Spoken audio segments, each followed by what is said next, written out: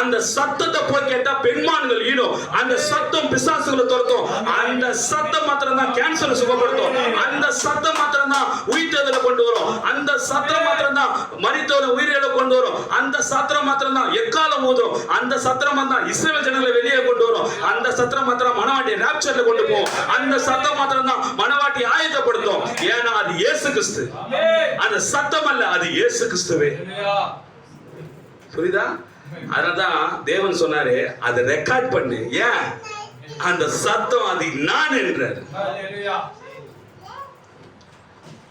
வார்த்தையில நீ மாற்றம் பண்ணலாம், ஆனா தீர்க்கதரிசி வில்லியம் மரிய பிரணாம் வாயில இருந்து வந்த சத்தத்தை மொழிபெயர்ப்புல மாத்தலாம். ஆனா அந்த சத்தத்தை நீ வேற மாதிரி இன்டர்பிரேட் கொடுக்க முடியாது.